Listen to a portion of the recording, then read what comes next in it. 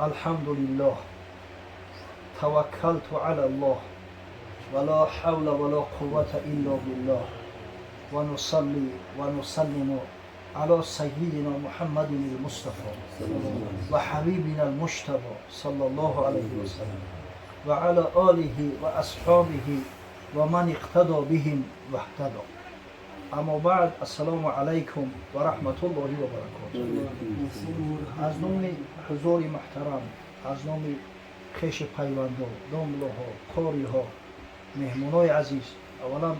برادرمان اکبر جان و خاطر توی ازدواجش تبریک و تهنیت میگوییم و از درگاه خداوند متعال مسئلت آن را داریم که پروردگار بزرگ به این خاندان یک دختر صالحه را وارد بسازه و پروردگار بین شعبچه و تازه عروسش الفت مودت محبت اسلامی واقعی را برقرار بسازه. خداوند از دامانش و فرزندای خوب و صالح عالم قاری و محب به دنیا بیاورد. پروردگار به خاطر این محفل خیر و سنتی فیض و برکات در این خاندان، در این محله، در این دیار، در خاندان برادرایی که در مجلس خیر ما شرکت دارند نازل فرماید. واقعا زن بسیار نعمت بزرگ است، به حد بزرگ است که خدریزه را میگن زرگر میدونه، خدریزه نه ایمو سفیده بود بچه ها یوش مستن نمیفهم. خداوند متعال در قرآن عظیم شان در ضمن آیه از آیه های سوره روم و الله علم آیه 21 باشه بر جان ما و شما منت میگذاره، میگه و من آیاته ان خلق لکم من انفسکم ازواجا لتسکنوا الیها و جعل بینکم مودة و رحمه این فی ذلک لآیات لقوم یتفکرون. صدق الله العظیم. بعضی از نشانه های اعجاز رحمت مغفرت عطا و نعمت پروردگار در همین دنیا آن است ای مردا که برای شما را از جنس خودتان زن آفرید، یک جنس لطیف آفرید لتسکنوا الیها، تا اینکه در نزدش آرام بگیره، جان تو بدمه، راحت احساس کنه. میرا ببینه همین نعمتی پروردگاره، این عطای خداست، هیچ جای شک نیست. والله هر چی داریم از جانب پروردگاره، از جمله همین زنای نازنین دیدم که خداوند برامون عطا میکنه از جانب پروردگاره. الله ذوالجلال آدم علیه السلام از یک قبضه خاک خلق کرد. در روایت صحیح اومده است حضرت میگه ان الله خلق آدم من قبضة قبضه من جمیع الارض. خداوند آدم علیه السلام از یک قبضه خاکی که ای تمام گوشه و کنار دنیا زمین جمع آورده شده ای همو خلق کرد. فجاء بنو آدم علی قدر الارض. الان فرزندای آدم علیه السلام با همون شکل و صورت همون زمین اومدگیان. فجاء منهم الاحمر والابیض والاسود. چرا بعضی همه فرزند آدم و حوا بعضیش سفیدن، بعضیش سرخن، بعضیش سیاهن، بعضیش سبزینه. رنگ همون زمینه که ای کدوم زمین ای که جای آوردش رنگ همون شدگیان اوخی.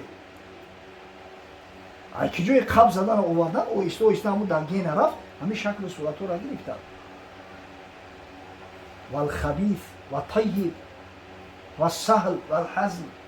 بعضیاش میبینی که بسیار سبک رفتارهای کردارهای سبک دارن، بعضیش همتری بسیار گرانکار و گرانگپ، بعضیش بسیار پاکیزه و تازه و نازنین های، بعضیش بسیار خبیث ناپاک های که در ناپاکی ایمو حیوانای چارپا را بدتر است. از حساب همون زمین های آدم علیه السلام خلق کرد. آقای تمام اینوش نعمت برای حضرت مهیا کرد، اما آرام نداشت، آرام نبود، همین از چیزا کشیده میرسید و در وقت خواب حضرت از طرف چپ ایمی قبرغش ماما حوای مادرمون آفرید. حضرت ای خواب خیست دید عورتی نازنین خوشرو را و ای جنسی خودمون ببینه. تصور کنه که همون جنسی زنک دیگر خیلی باشه، رنگ سکلاب بوری یا چشم در پیشونیش داشته باشه، ای کجا دوستش میدونه. جنسیت ای که همین محبت، همین رشته محبت کنده نمیشود. دید زنک نازنین خوشرو را گفت ای کیه؟ گفتن ای تو نکاش کردن دادنش پدرمون علیه السلام جانکش دمیه. آرام یافت. анами фарзандошам мислам падар анохи дилай дами хуна меоя агар занат набоша қарор надори мусафет тиёқа кишда дасташ ҳами тамеоя навасошай пеши пош давидестиам оғи фарзандои нозанин дора тамеоя очатон ку аввал ҳам саволи мета очатон ку он барои ки мард оромии қалбша дар назди занак меова занака вақте хунаи чашбаран шава бачора бапарсе бечора ҳам як ҳафтаву ду ҳафтае зиндагӣ мекунам зиндагӣ дар назараш шу мешавад бо агар гӯдакдор боша субҳаналло у гӯдак вақте чиқ бугад гӯдак тарк на либосша оғи косаву тавақшумиву ба худо қасам агар ҳами занак набошад зиндагӣ барои инсона шу мешавад дар ҷонат мезанад хела кӯмак мекунад ҳами занакҳо ба худо қасам ҳами занакҳои тоҷики мусулмони мо агар ҳами кам гапгардонишу набоша ҳами номастурагишу набоша мақсад ки мутаассифона аксараш сатра риоя намекунад агар ҳами гапгардониву ақлакиёшу набоша хиёл мекунам ё авлиё мешавад ба ҳами хизматҳое ки барои шавҳарон мекунад ризои парвардигор дар ризои шавҳарон субҳаналлоҳ литаскуну илайҳо ба ӯ хотир мега худои таоло изана халқ кардааст дар пешат ки ором бигирӣ сокин бишай шаҳвата қонеъ кунӣ паротозат камтар шава имом бухорӣ ва имом муслим аз ҳазрати абдуллоҳ ибни масъуд фақиҳи уммат ривоят меоранд ки мега расули худо саллаллоҳу алайҳи васалам бори ҷавонро ҷамъ кард дар мадинаи мунаввара гуфт ё маъшара шабоб ман истатоъа минкумул боъата фалятазавваҷ ай гурӯҳи ҷавоно ҳар касе аз шумо имкон дора шароит дора ҳатман бояд зан бигира имкони маҳру нафақаи зана омода кардан дорӣ шаҳват дорӣ ғайрат дорӣ зан бигӣ фалятазавваҷ бояд зан бигира ломломи амрай фаиннаҳу ағаззу лилбасар чаро зеро ки вақте одам зан гирифт худои таоло чашмша аз нигоҳи ҳаром боз медорад оғи паропар мекуна шаби дуроз дигар рӯз мешава фара надора айгиҷо нигоҳ куна дигарона ва аҳсану лилфарҷ ҳифз кунандаи фарҷ аз зинову гуноҳай ҳақиқатан агар ба шарти ҳамин марди солиҳ боша муомилаи хуб қатъи занаш дошта боша ӯ касбш хунук мешавад мо дузанҳоеро медонем ки баъзан боҳнаи бор мегану мераванд дар хориҷа як моҳу ду моҳ дам мегиранд мепурси бача куҷо гирехтӣ мега пуштпуркунӣ ҳамия ёхи агар зани воқеӣ боша зани солиҳа боша зани баақл боша вақте муроди шавҳари хича ки бировад гад паротозаш камтар мешавад ва ман лам ястатиъ фаалайҳи бисавм ҳазрат тавсия дод гуфт касе агар имкон надора шароит надора рӯза бигирад зан барои моро бози чашидааст зана маҳрш беҳад ваз бинад дар мамлакатҳои исломӣ зан гирифтан кори осон нестай ҳамин кишварҳои агар ҳамин тоҷикистон оли биброе ин ҳамин афғонистону покистону мусулмонои ҳиндустону эрону атрофа бибине оли давлатҳои араби ҳасту места мардум дар 28-30-35 рафтиян зан гирифтан наметавонанд мепурсӣ чаро зан надорӣ мега имконият надорам ӯ зана маҳрша маҳайё кардан накун худои қадар неъмата барому додааст ба қадрш намерасем боз мегум қадри неъмата вақте медонӣ ки неъмат ай дастат биравад ба қадри саломатӣ вақте одам мераса ки саломатиро ай даст битад саъй кардан дар кор ки ҳамин неъмати худоро дар вақташ қадр намекунӣ як бача зан гирифта будааст камкам тари содаранг будай соҳиби як фарзандам қатъи занаш соз намегира ҷанҷолшу мешавад занаш қаҳр мекуна меравад ба ин меоя ба сари занша ду се бор хӯраи хистарош ки меган гумша наметема тамом халос наметема падару модарро рӯӣ мекуна ки наметавонад ба ҳам як рӯз борон будааст меояд ба ҳам пеши дари хонаи хистарош меистоад ба тай борон хистарош мебирояд бояд масҷид барава пешина мегӯяд ки ҳамҷо истодай чӣ истодай мега бадбахт мега ман ба духтари ту кор надорам ман ҳам фирдавси хидма ёд кардаам ҳам фирдавса биёрем ба те бачама бибинам ман ба духтари ту кор надорам ин марда як ҳой мега ки хай биёре ҳам бачаша нишонаш битем кӯдак да дасти модараш будааста худаш масҷид меравад намози пешина мехонанд ягон ҷо меравад ягон маърака будааст абед мекунанд мегардам я айбай 3 соат гузашта и ҳами тари ошидагӣ ҳунамам дар пеши дар қайза кардагӣ чӣ истодай منم فردوس نبینم نمیرم. بعد جنجال میکنه که اوه بدبختو نمیاریم بچه‌ش نشونش بده. بعد زنش بیچاره هم گودک قچاق میکنه و پیش دهانی در میاره که نشون تیش کی گودک موندگی به پرا گردن زنش قچاق میگیره و داد میزنه ای مسلمانو ای ابی زن من نمیتلو. اون فردوس چیکارش میکنی به اوچا؟ فردوس شیر میگه فردوس میمیزه ایزورش به اوچا و چیکارش میکنی؟ نه مسلمانو زن من نمیتل. وقت سرش میگه نوشگری چه وقت بگی براشی تری دیولاگی دیگه کرده اورون بگی حقیقتا زن یه نعمتی پروردگاره یاخی خسری زرین به زن خوب کلبه ویرانه است خسری زرین به زن خوب کلبه ویرانه است حقیقتا اگر خسری تیلویی هم داشته باشی زن خوب نداشته باشی او یک کلبه ویرانه است ولی مردم ما یا مطال دارن که میگن همه اوغلی خولیده گوی شوخزن خوبه ولی زن بسیار نعمتی بزرگه خدای تعالی مینت میکنه مردکارا که از جنس خطو برای شما را من زوجه خلق کردگیم تا اینکه در نزدش سکونت حاصل کنه آرامش پیدا کنه و جعل بینکم مودة و رحمه و بین شما و بین زناتون محبت و رحمت برقرار کردگیم تو وقتی یا شای حسن جمال و تراوت داره محبت داری حقیقتا اگر زن خوب صالحه باشه همین شوهر هر وقت میبینه لذت میبره چشمش او میگیره روحش میدمه حقیقتا همین خیلی یکی سبحان الله چه مستور باشد زن خوب روی بدیداری او در بهشت است شوی خدا رحمت کنه شیخ سعدی را زنی مستوره باشه میگه زن خوب رو باشه هر وقت شوهر میبینه چه در جنت احساس میکنه زنی خوب و فرمانبری پارسا کند مردی در عیش رو پادشاه برو 5 نوبت بیزن بر درت چه یاری موافق بود در اگر همی خدای تعالی یاری موافقت بته شکرانه نعمت خدا را کن 5 نوبت مسجد برا نماز خدا را به جماعت مستحبه ادا کن سجده شکر کن خدای شکرانه نعمت حقیقتا مرده که مردم کنه زن میکنه زن هم کنه زن میکنه با آبرو و عزت هم کنه زن میکنه به آبرو و شرمنده هم کنه زن میکنه این دویم از خدای تعالی زنی صالحه طلب کردن در کار وقتی جوان است محبت داره هم دیگر را دوست میداره اما وقتی که پیر شید خدای بزرگ رو بینه که با بیت و رحمت برقرار کرده است توسط هم فرزندایی که تولد میشود توسط همون معامله و مناسبتی که به هم دیگر داره خیلی بعضی مردان نیم شوخی و نیم جدی میگه که همین از زن دارم یک 30 سوشی قطعی زیرگی دارم خیال بکنم دوگانه ماید آیا جهاد روست هم بگو بخورید هم یا خروکه بخورید یا جدا خوی برای یا معامله را کنید فرزنده مشترک باشه دیگر رنگ دوگانه بشه اما ایشی رو اصلا مردک در پیش زنش میگه زنک در پیش شوش میگه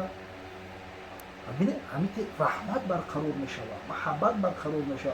مسافد میگه خدا بکشم در پیش پای کمپیرک بکشم همین از چیزو میگه نمون رحمت خدا هست نموشه او کمپیرک یه دست شکار میره خیلی بعضی مسافد خونه آورد گیزالا میشه و زنکو تیز ای کار میمونن همین یک 3 روز پیش یک کس زنگ زد میگه که یک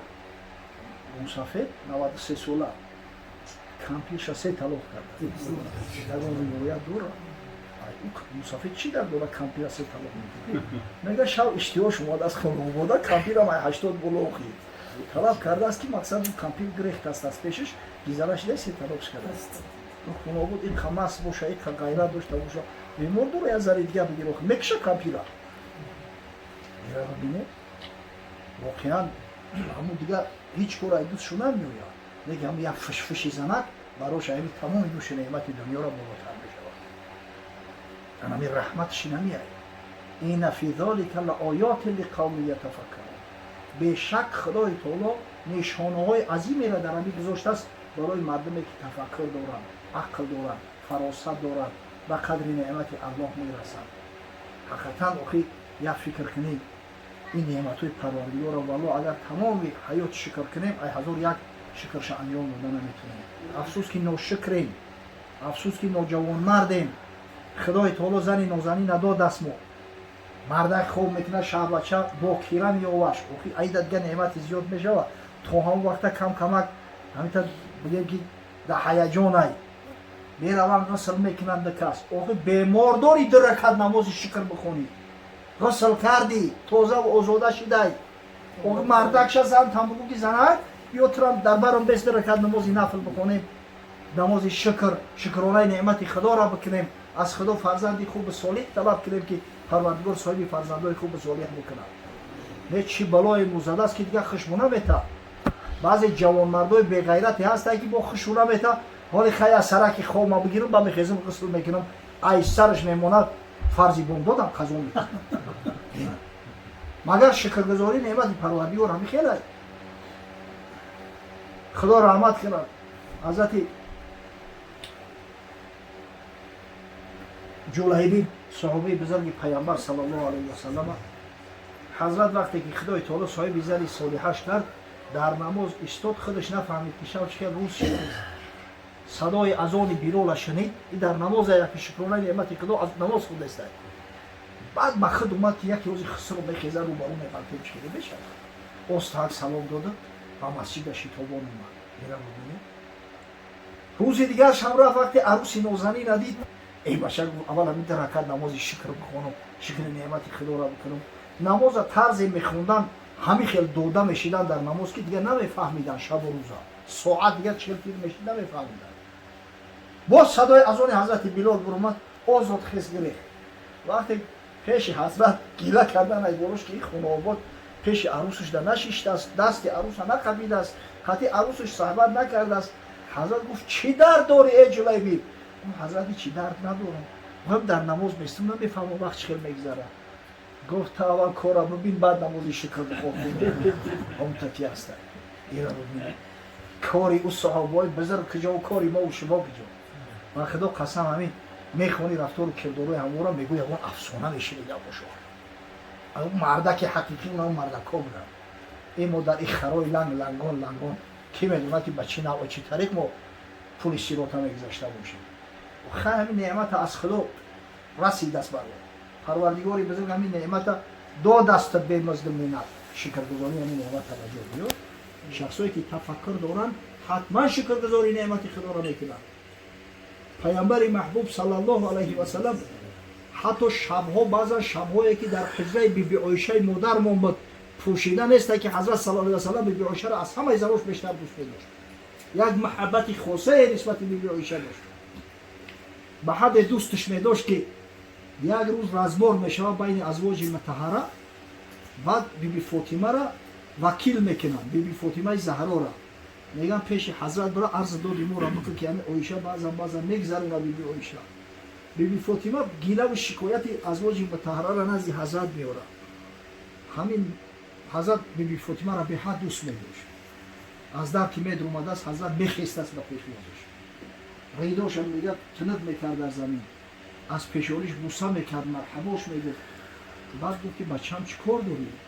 گفت همین ازواج مطهره من وکیل کردن از بلای همین بیبی عایشه پیش گیله‌کنی اومدم همین قبول بیبی فاطمه حضرت گفت که فاطمه گفت من عایشه را دوست میدارم تو هم دوستش میدارم بیبی فاطمه زهرا دیگه لام نگفت کیست اومد وقتی ازواج مطهره گردش جمع شدن که چی گم شد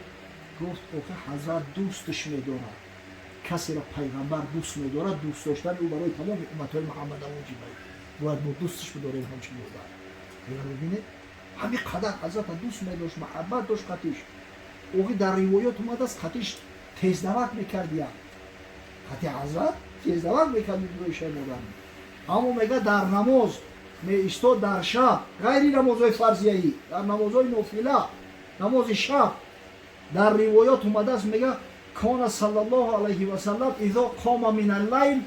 قام حتی تفتر رجلاه حضرت در قیام هم قیمه ایستاد که پاهای مبارک ورم میکردن یه روز میگه طاقت نکردم بی عایشه گفتم یا رسول الله اتصنع هذا وقد غفر لك ما تقدم من ذنبك وما تأخر ای حبیب خدا او خدای تعالی